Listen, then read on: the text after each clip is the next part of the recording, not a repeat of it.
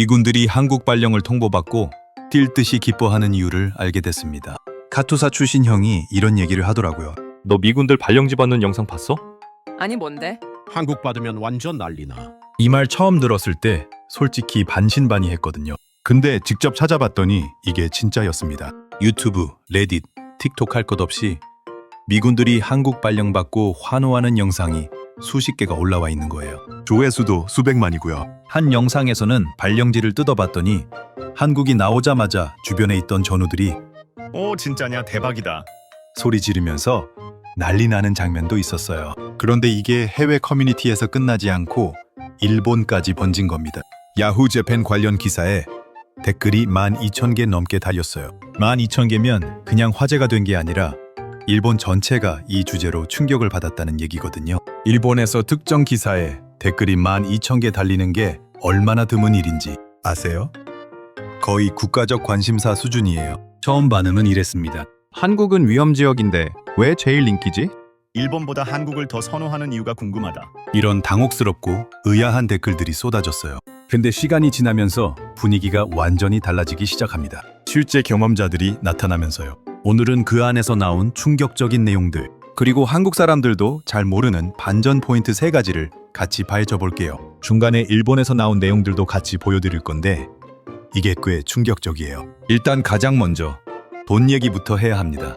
이건 감정이 아니라 구조적인 문제거든요. 미군 입장에서 한국은 공식적으로 위험지역으로 분류가 돼 있어요. 북한이랑 맞닿아 있다는 이유에서인데 그래서 위험수당이랑 해외 근무수당이 동시에 붙거든요. 이게 무슨 의미냐면 같은 계급, 같은 연차라도 한국에 있냐, 독일에 있냐에 따라서 실수령액이 차이가 난다는 겁니다. 꽤 크게요. 한 미군 출신이 레딧에 이렇게 올렸어요. 솔직히 말하면 한국은 돈 많이 주는데 생활은 편한 최고의 밸런스다. 이 댓글이 좋아요 10,000개를 넘게 받았습니다. 그냥 개인 의견이 아니라 엄청난 공감을 받은 발언인 거죠. 또 다른 댓글도 있어요. 같은 계급이면 한국 근무가 연봉 체감이 확 올라간다. 이것도 좋아요가 8,000개 넘게 달렸거든요. 쉽게 말하면 위험지역 수당은 받는데 실제로는 안전하다는 거예요. 이게 말이 되냐고요? 말이 되는 겁니다. 이게 현실이에요. 미군 기준에서 한국은 서류상 위험지역이지만 실제 평택이나 동두천에서 생활하는 미군들이 체감하는 위험은 거의 없다시피 해요. 오히려 밤에 혼자 돌아다녀도 안전하다는 말이 나오는 나라인데 거기에 위험수당까지 얹히는 거잖아요.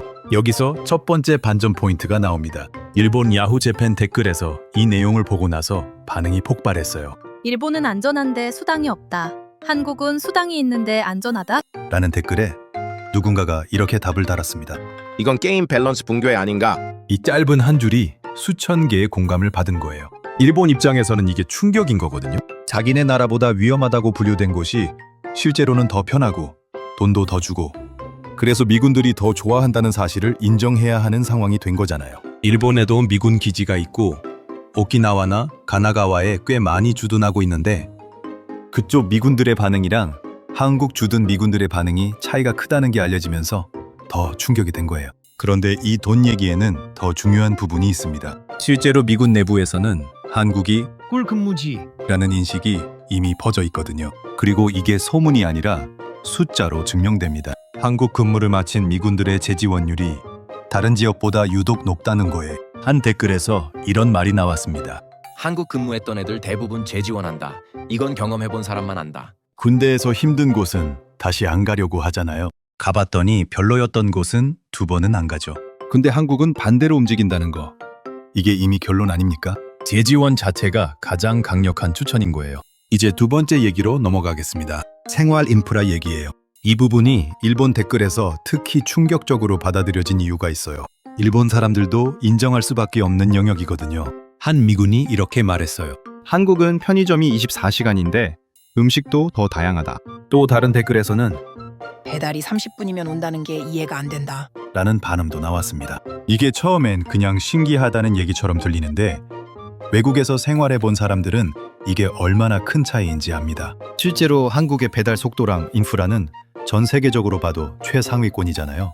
배달의 민족 쿠팡이츠 같은 서비스가 평균 30분 이내 배달을 실현하는 나라가 전 세계에서 몇 개나 되겠어요? 미군 입장에서는 이게 신세계인 거예요.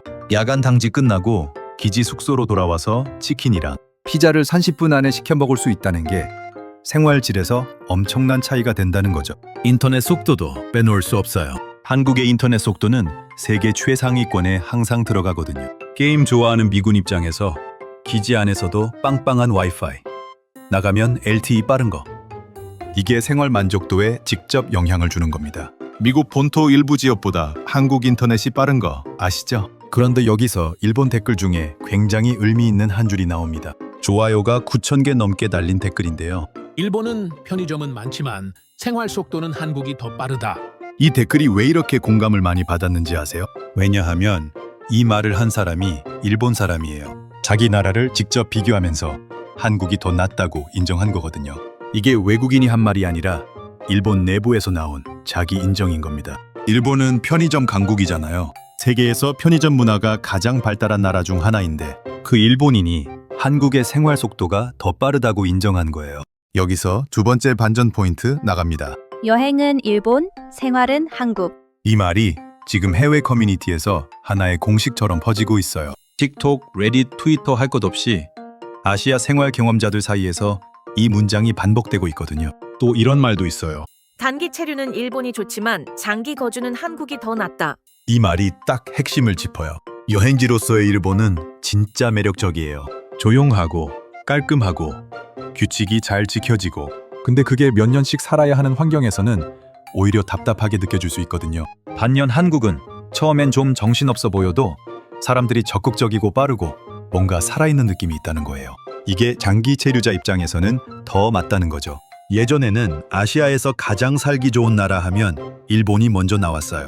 그 이미지가 지금 흔들리고 있는 겁니다. 그것도 일본인들 스스로 인정하는 방향으로요.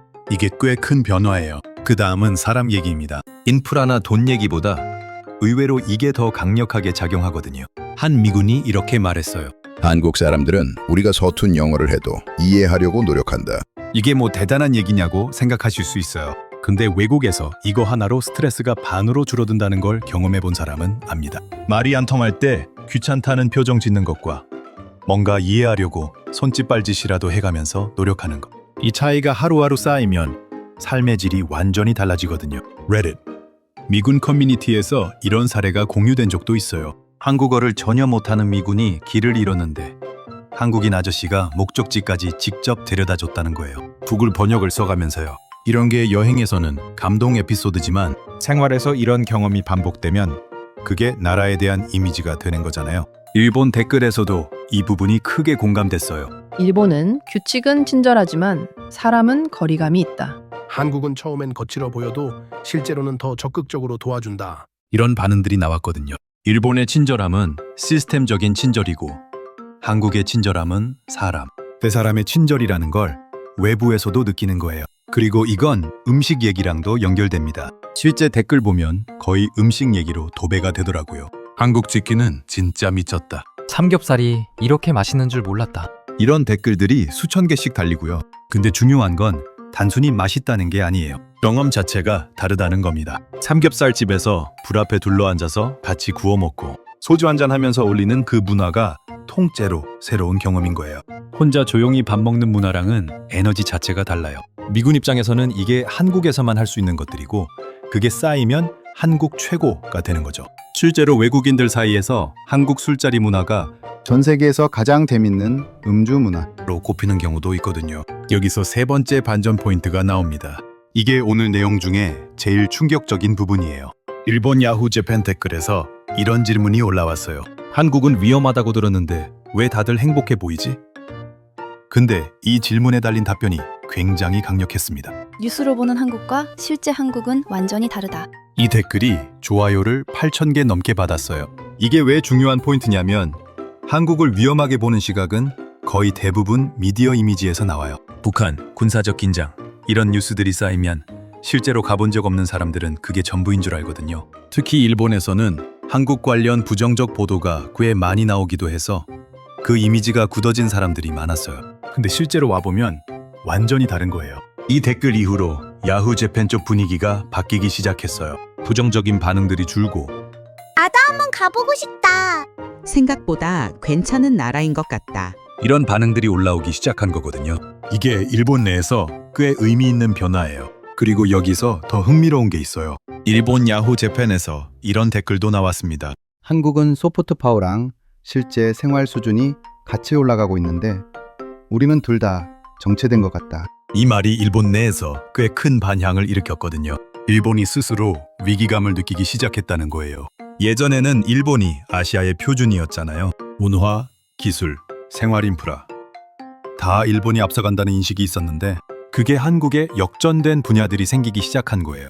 인터넷 속도, 배달 문화, 모바일 결제의 편의성 이런 부분들에서요. 실제로 일본은 아직도 팩스를 많이 쓰고 현금 결제 비중이 높고 행정 처리가 느린 편이거든요. 반면 한국은 카카오톡으로 행정 처리도 되고 간편 결제가 완전히 정착됐고 앱 하나로 거의 모든 걸 해결할 수 있어요. 이게 실제로 사는 사람 입장에서는 엄청난 차이가 됩니다.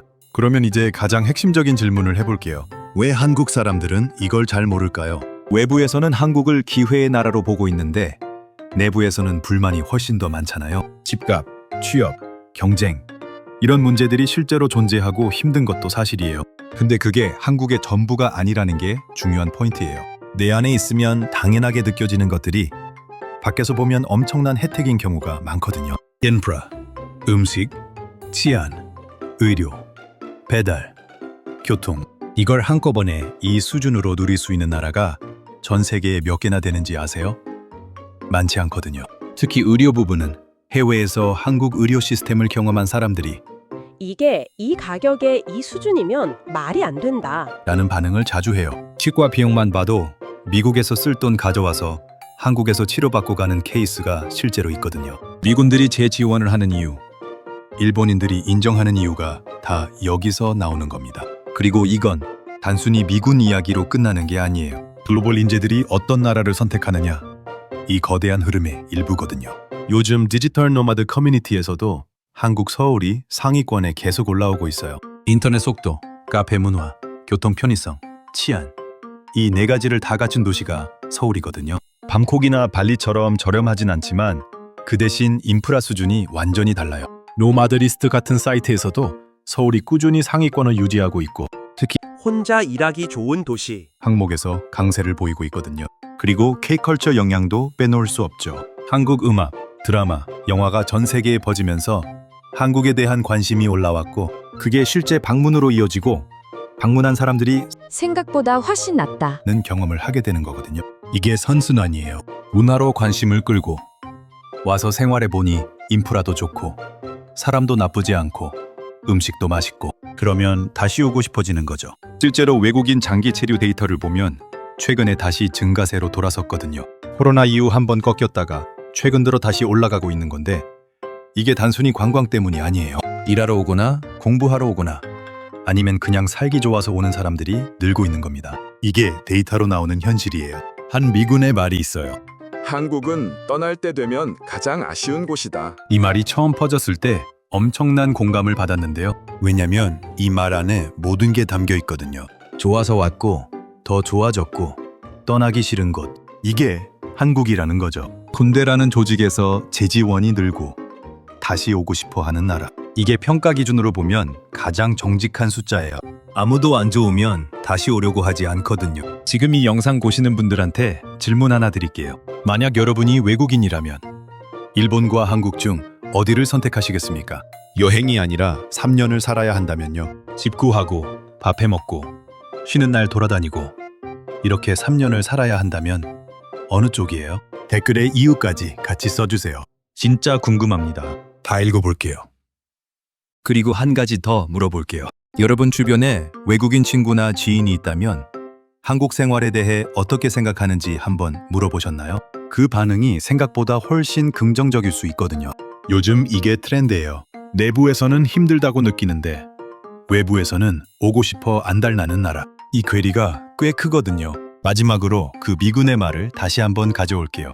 한국은 떠날 때 되면 가장 아쉬운 곳이다. 이 말이 왜 나왔는지 이제 이해되시죠? 뉴스로 보는 한국이 아니라 실제로 살아본 한국. 그게 이렇게 다른 겁니다. 그리고 그걸 경험한 사람들이 12,000개의 댓글로 수천 개의 좋아요로 재지원이라는 숫자로 증명하고 있는 거고요. 이 얘기가 흥미로우셨다면 좋아요 한번 눌러주세요. 그리고 아직 구독 안 하신 분들 구독 부탁드립니다. 앞으로도 한국과 일본 사이에서 벌어지는 진짜 이야기들, 숫자로 확인되는 이야기들 계속 파헤쳐 볼게요.